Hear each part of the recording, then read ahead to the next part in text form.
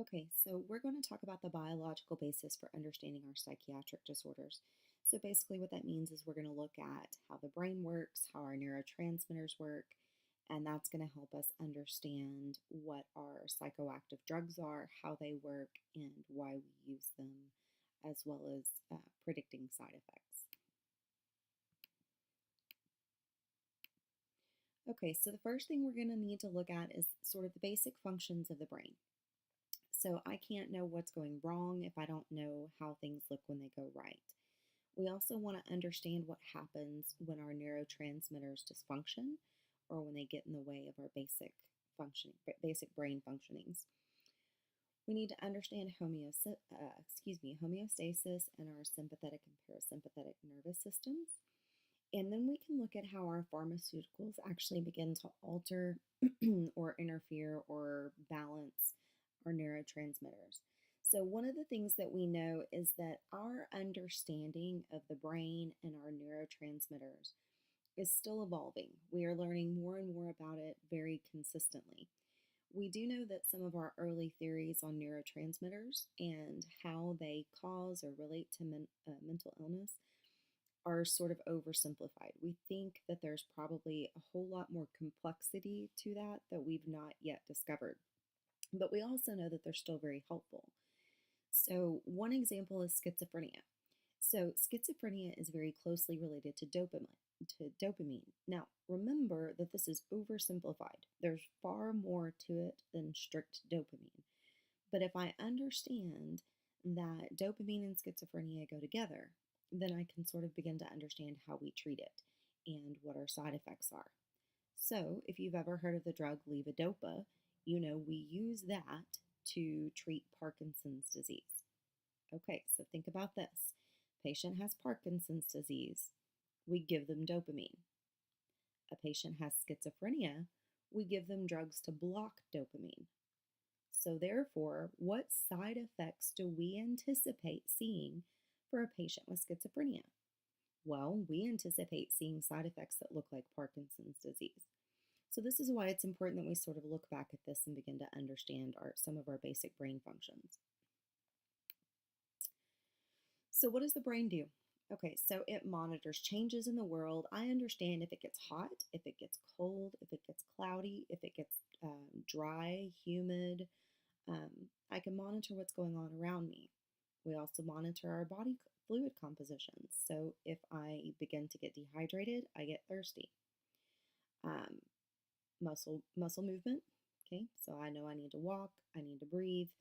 Some of these are voluntary, some are involuntary. Internal organs, hunger, thirst, sex, aggressive self-protection, conscious sensations, memories, mood, sleep, production and interpretation of language, processing visual and auditory data. So I know when I see the lamp in the corner that it's a lamp. I know if it's on, it's shining light, that light's spreading across the room. The reason that that is important is because if these are the things that the brain does, these are the things the brain is supposed to do, then I know that any of these can go wrong. So if I process visual stimuli incorrectly or overprocess visual stimuli, I could end up with what? A hallucination, right? Same thing with auditory and all of these other things. It can cause me to, if there's a dysfunction in my brain, it can be hot outside and I can feel it as cold. So, again, the point is to recognize that the brain sort of controls pretty much everything and that any of those things can go wrong. Okay, so let's talk about the autonomic nervous system. So, again, autonomic nervous system means that we do things automatically. So, my parasympathetic nervous system is also my cholinergic nervous system. So, parasympathetic is rest and digest. Exocrine production increases, so I'm wet. I have increased motility, so I defecate. I have bronchoconstriction, and I have increased bladder contraction. So, rest and digest, I'm processing food, I'm salivating, I'm having bowel movements. I have bronchoconstriction because I'm not in a state where I need extra air. and I urinate. All right, so it's wet and I'm pooping. Sympathetic nervous system, this is fight or flight. This is where we would also see anticholinergics. So I'm dry, my mouth is dry, I'm not producing saliva and increased, I'm having decreased exocrine production everywhere. So that's also going to decrease my gastric motility. So I'm constipated. I have bronchodilation, so my bronchioles are going to open so I can get increased air, and I'm going to retain urine. So part of the reason we point these out, okay, parasympathetic is cholinergic. I'm wet and I'm pooping and I'm peeing. Sympathetic, anticholinergic. I'm dry, I'm constipated, I'm not urinating. So when I give drugs with anticholinergic side effects, I expect them to look like my sympathetic nervous system is engaged and I'm dry, I'm constipated, and I'm not urinating. So we've talked about before in foundations, and I'm sure you've looked at this before, that anticholinergic side effects are dangerous, especially for our geriatric patients, because of urinary retention and dizziness and constipation. This slide should help you understand your side effects and what you need to be looking for with cholinergics and anticholinergics, not just in this chapter and for this course, but as you move forward. So keep these things in mind. So we're going to save this piece for when we are in lecture, because I think it makes a little more sense if we carry this forward to using pictures, but we're going to touch on it just a bit. So just remember that your neurons are supposed to respond to stimuli, electrical impulses, and chemical impulses. Those chemical impulses are our neurotransmitters, so our things like dopamine, serotonin, these things that we're going to talk about. Our neurons are responsible for these. And if you'll remember, okay, I apologize for the interruption.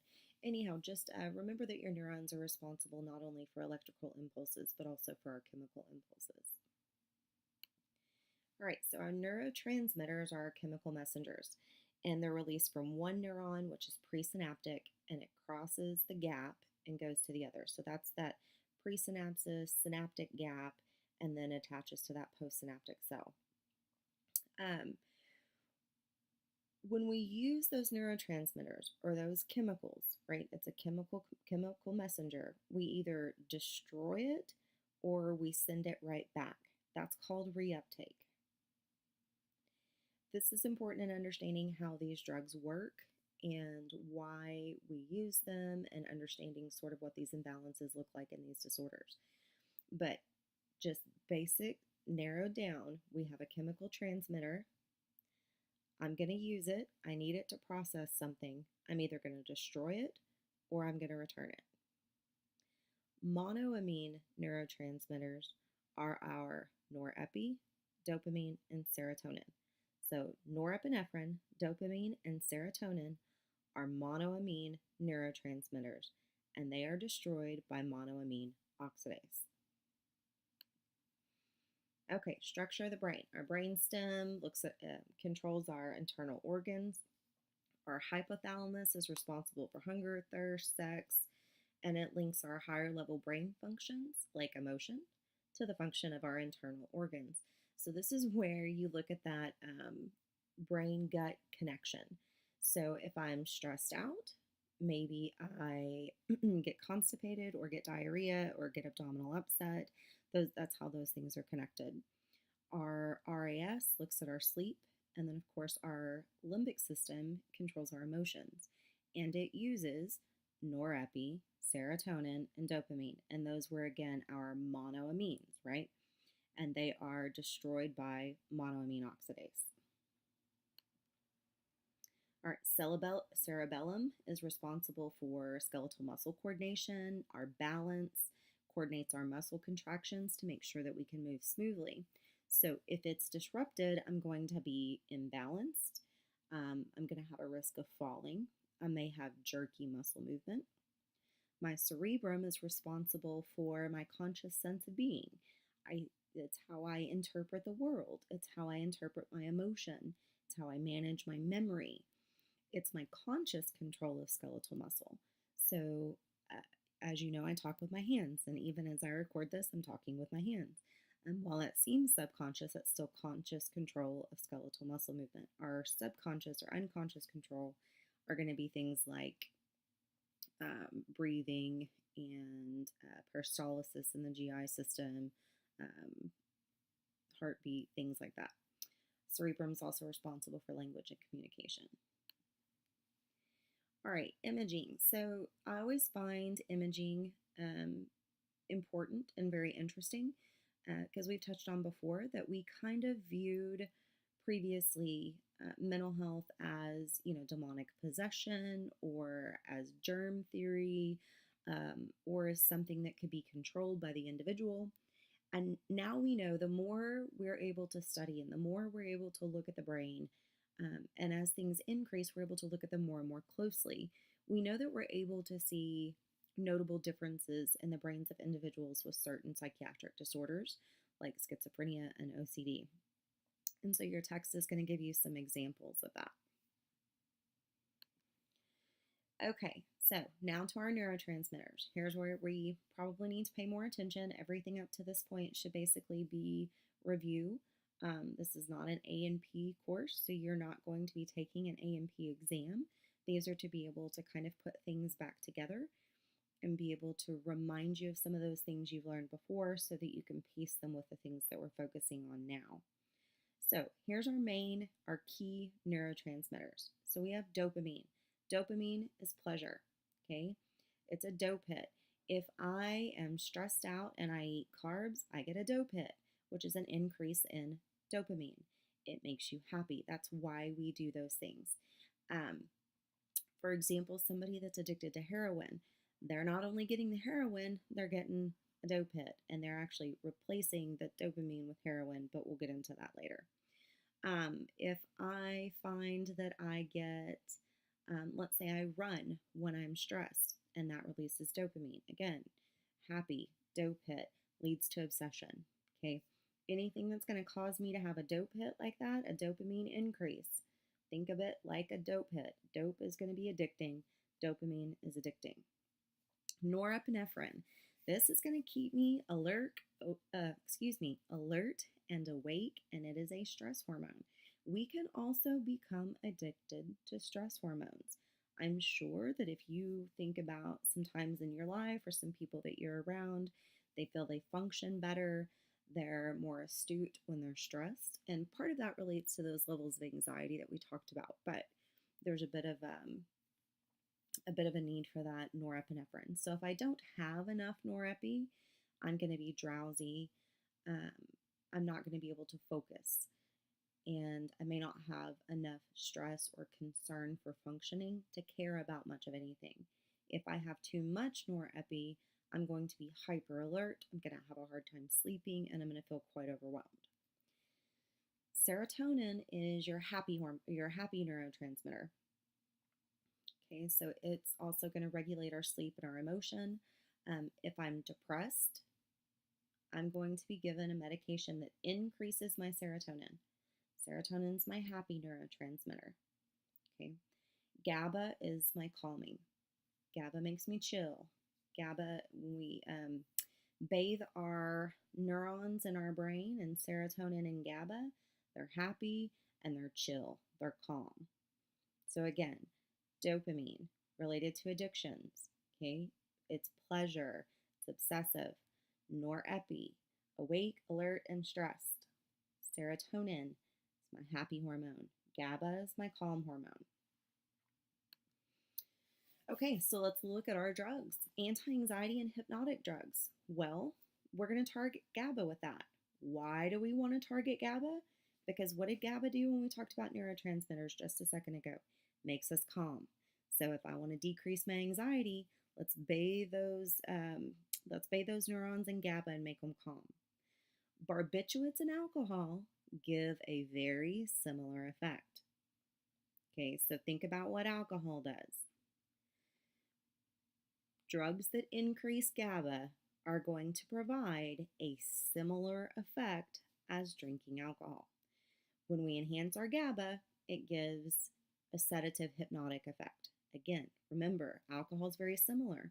So as you start learning things like benzodiazepines here in a minute, don't focus so much on trying to memorize all new things. Remember that you can correlate this to things you've seen before. Increased GABA, calm, chill, very similar to what alcohol does. Okay, let's look at our benzos. So we've got Valium, Klonopin, Xanax.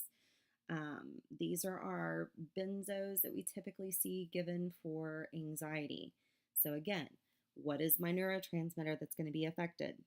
It's going to be my GABA, right? What are my therapeutic effects? Well, if I'm going to combat anxiety and I'm going to give a benzo, it is going to create calm, right? Decrease my anxiety. It's also a CNS depressant. Alcohol is a CNS depressant. This is something you already know. Remember, don't try to reinvent the wheel. Correlate it to what you know. So, CNS depressant. So, therefore, what's it going to do to me physiologically? It's going to decrease my heart rate. It's going to decrease my respiratory rate. It's going to decrease my neuronal excitability, which means I'm going to have slowed responses. Excuse me. And it's also potentially going to make me sleepy, right? So let's look at side effects. What are the side effects? What do I anticipate those being? Well, decreased heart rate, decreased respiratory rate, decreased responsiveness can be a sedative. If they're going to decrease my neuronal excitability, then they're going to decrease the likelihood for seizures as well, right? So what is a seizure? Well, a seizure is when the neurons in my brain are rapid firing uncontrolled. So if I want to slow those down, how am I going to do that? Okay, sorry for the interruption again. Okay, I think we're talking about side effects. So my side effects are going to be, I think we talked about the physiological decreased inhibition. So if you think about the effects that alcohol has on some people it makes them very, very chill, very relaxed. Some people it makes them a little wild. That's because it decreases those inhibitions. Benzos are going to be very similar.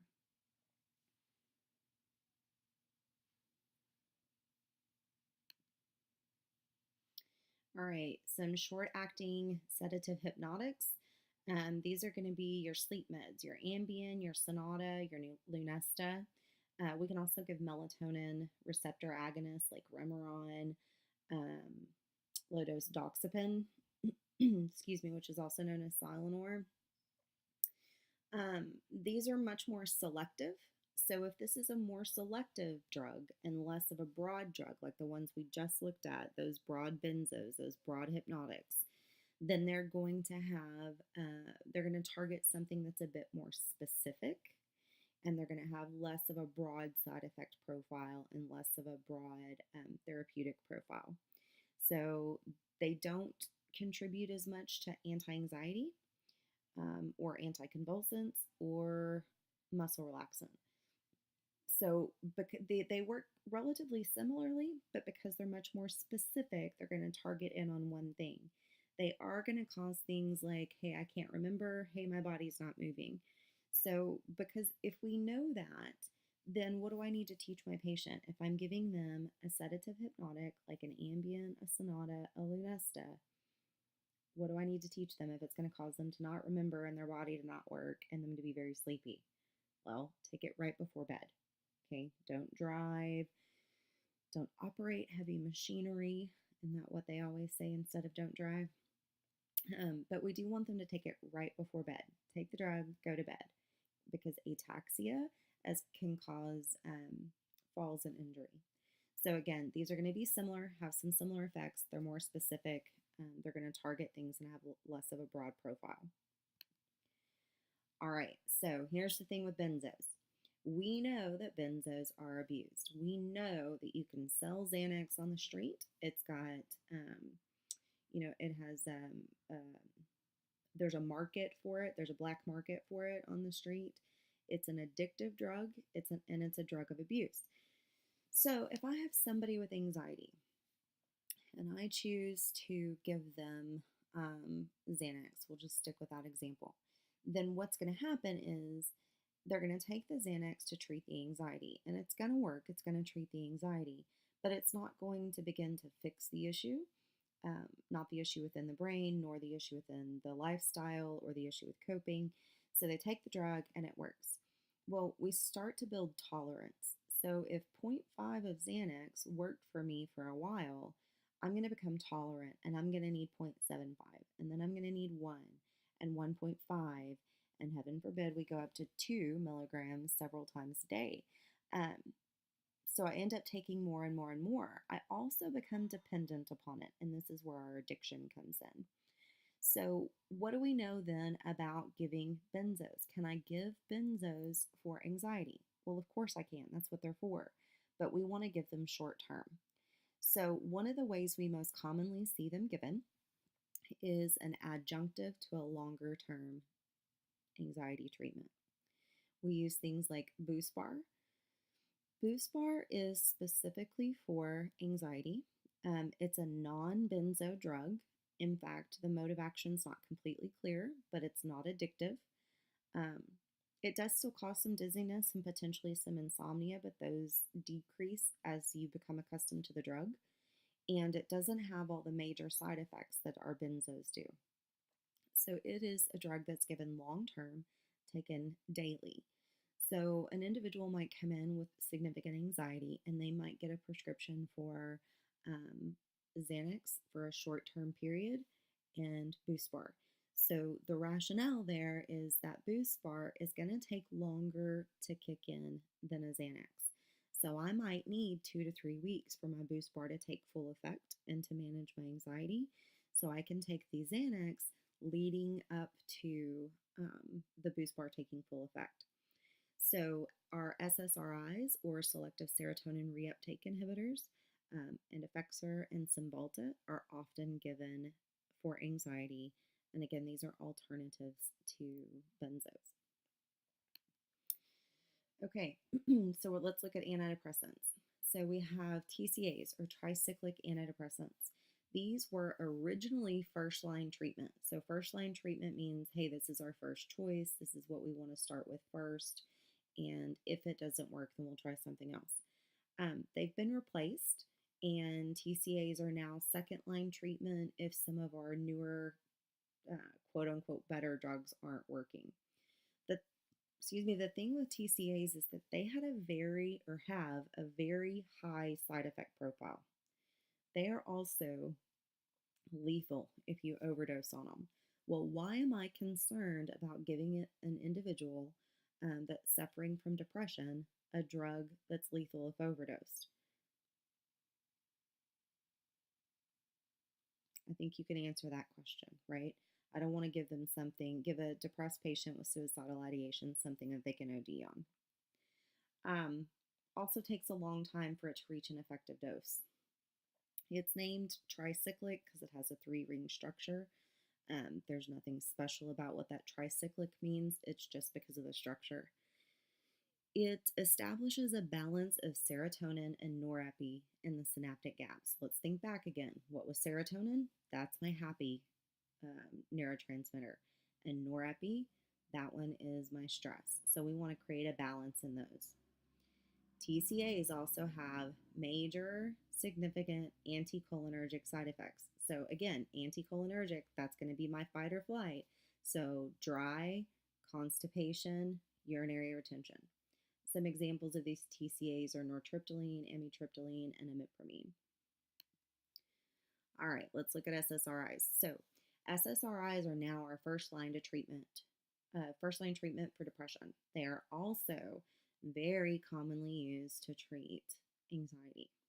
So SSRIs block the reuptake of serotonin, which is also called 5-HT. All right, so what does that actually mean? Remember back at the beginning, we talked about when I release and use a neurotransmitter, I either destroy it or I reuptake it. Either one makes it not floating around in my synaptic gap available to my neurons. So if I want to bathe my neurons in the happy neurotransmitter, so serotonin, I want lots of serotonin floating around my neurotransmitters and available. then I want to block that reuptake because serotonin is not one we're destroying, it's one we reuptake. So if I block that, I make more available to my neurons. It has a much lower side effect profile than our TCAs, a much lower level of lethality in case of overdose, and we don't really have those major anticholinergic side effects. So that's important for a couple of reasons. One, we know those anticholinergic side effects are uncomfortable and can be dangerous for certain populations, like our geriatric patients. But also importantly, is if I have a major side effect profile, am I going to keep taking that drug? No, I'm going to say this is making my life miserable. Maybe I'm even more depressed now than I started it, and I'm not going to take it. So that's part of the reason our SSRIs are first line, because they don't have those anticholinergic side effects. We do use them to treat depression, anxiety, premenstrual dysphoric disorder, and sometimes in bulimia. Side effects can be agitation, anxiety, sleep disturbances, which sleep disturbances too much or too little, headaches, and sexual dysfunction. We need to teach our patients what these side effects are going to be. We also need to teach them that if they become bothersome, they need to let somebody know, contact their prescriber and let them know, um, and that they will decrease over time. It is likely to cause dry mouth, sweating, weight changes, most notably, typically weight increase, some nausea, and some loose bowel movements. So, it's really important that we communicate with our patients that they understand these things may be coming and that they understand that they're going to decrease over time. It's also important to note that our SSRIs can take 4 to 6 weeks to reach the full therapeutic effect. That's very important because most drugs, if you think about taking an antibiotic, we don't expect that to take a month before it helps. We expect it to start helping and start killing our bug, our bacteria, very quickly. So patients have got to understand that it can take 4 to 6 weeks for full therapeutic effect. They have to give it time to kick in. Very important note here. SSRIs and other antidepressants can lead to an increase in suicidality. Now, let me explain this. If I'm very depressed and I'm suicidal, okay, but I'm having serious symptoms of depression, so low energy, inability to think straight, things along those lines, you give me an antidepressant like an SSRI, I start to get better, but I'm only beginning to get better. But now I have more energy and I can think more clearly. Now I have the energy to carry out my suicide plan. That is how our antidepressants increase the risk initially of suicide attempt.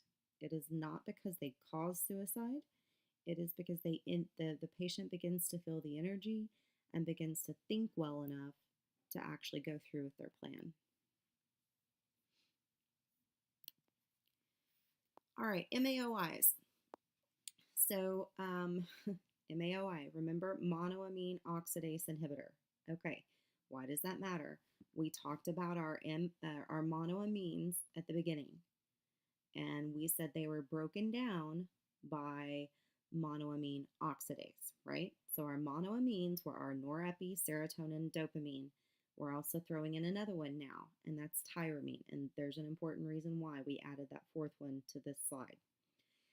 So if this drug blocks monoamine oxidase, that means it increases the bioavailability of norepi, serotonin, and dopamine. It also means we're not breaking down tyramine either. That's important because too much tyramine can cause a hypertensive crisis and a CVA, and it will kill somebody. Okay, so serotonin and dopamine, we remember what roles they play. That's our happy neurotransmitters. They make us feel good. Norepi keeps us alert. Monoamine oxidase inhibitors prevent monoamine oxidase from breaking those down, and they increase the bioavailability of those neurotransmitters. That tyramine is supposed to be there. We can have some tyramine. We should have some tyramine, but if we have too much, it'll kill us. Well, part of the reason that that's super important is because we get tyramine from food. There are a number of foods that we consume that have tyramine. So if I increase my tyramine, I could kill somebody if they're taking an MAOI. We'll talk more about that in a second. It's used for unconventional depression. So this is depression that is very treatment resistant. This would not be a first or second line treatment. We try not to use MAOIs because they carry such extreme risks. We see orthostatic hypotension, significant weight gain and edema. We see heart problems, lots of constipation, urinary hesitancy. What are those? Those are anticholinergic side effects, right? Dizziness, again, an anticholinergic side effect. So these MAOIs cause serious anticholinergic side effects. They can also cause that CVA because of a hypertensive crisis. They can also cause hyperpyrexia, which is extreme heat, basically, convulsions, coma, and death. So you can see that these are kind of, these are very dangerous. Okay, so when we give an MAOI, we have to teach our patient what they cannot eat. Again, we don't want them getting too much tyramine. So our fermented and aged meat and fish, cheese, protein supplements, super ripe avocados, bananas, figs, chocolate, wine, caffeine, and beer. There is a large amount of food that a patient taking an MAOI cannot eat, or it will lead to death. Again, that's a major reason we don't use these very much, but it's also a major reason that you can anticipate needing to know what the teaching is for MAOIs. For your unit exams, for your HESIs, for your NCLEX. If they were going to ask you anything about this, they want to know that you can treat this patient safely. And the highest risk of safety with an MAOI is a hypertensive crisis, stroke, coma, death as a result of not following through with their with the necessary diet. It is extremely important that MAOIs have been stopped for 14 days, 2 full weeks, before you start another drug that increases serotonin or norepinephrine. So if I've been taking Lexapro for 6 months and the doctor decides he wants to switch me to an MAOI, I have to stop that Lexapro for 14 days before I can try the MAOI.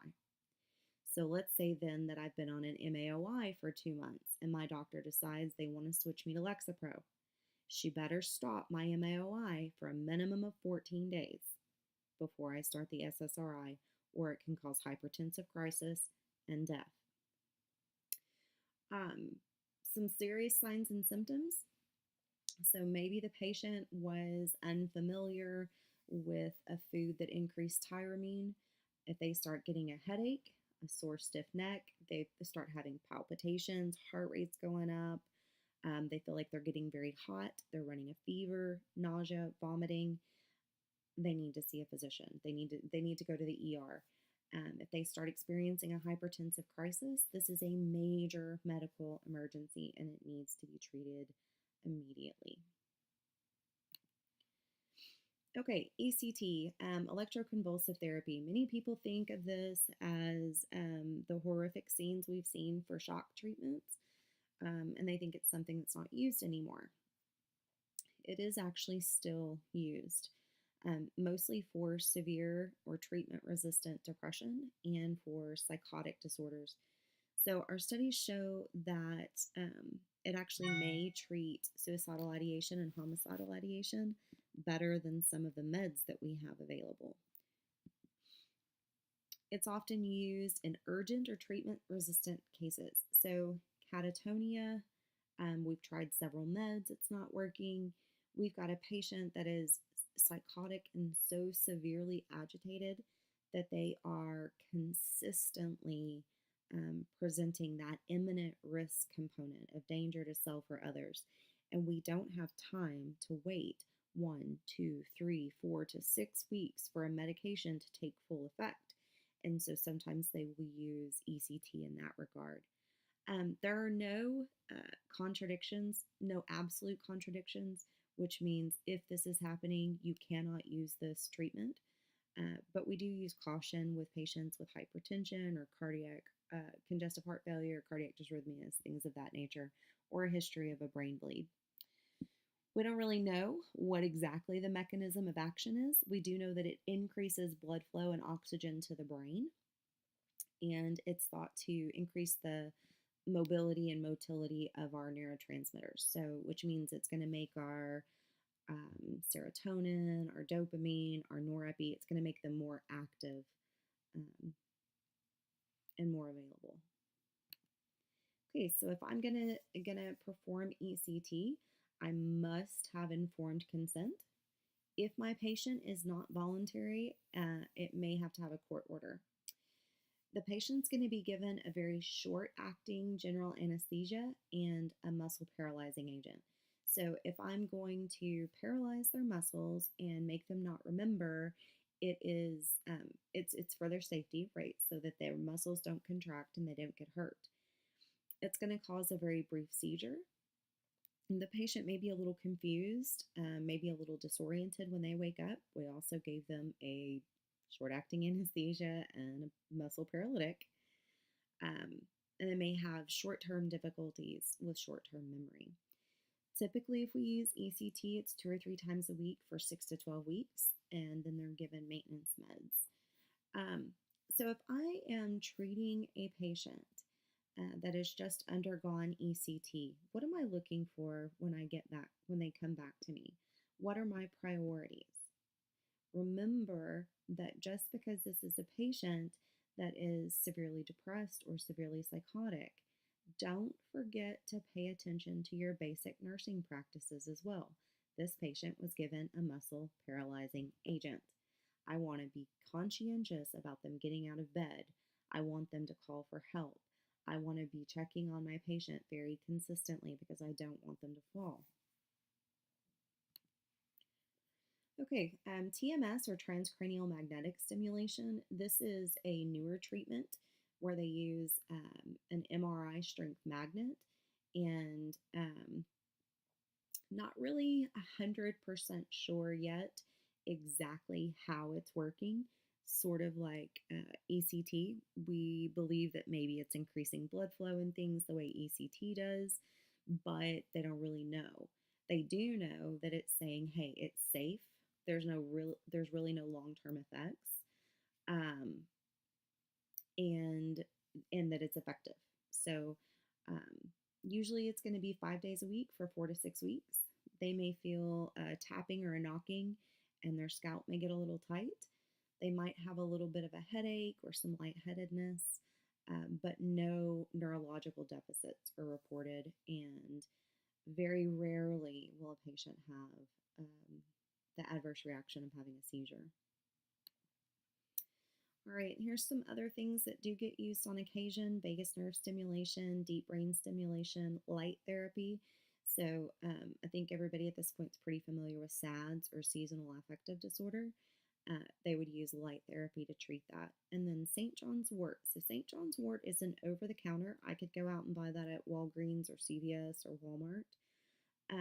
It's very, very, very important that you ask your patient about these types of supplements because, as with anything, oftentimes they won't think to tell you that they're taking an herbal remedy, but this can very much interfere with prescriptive drugs.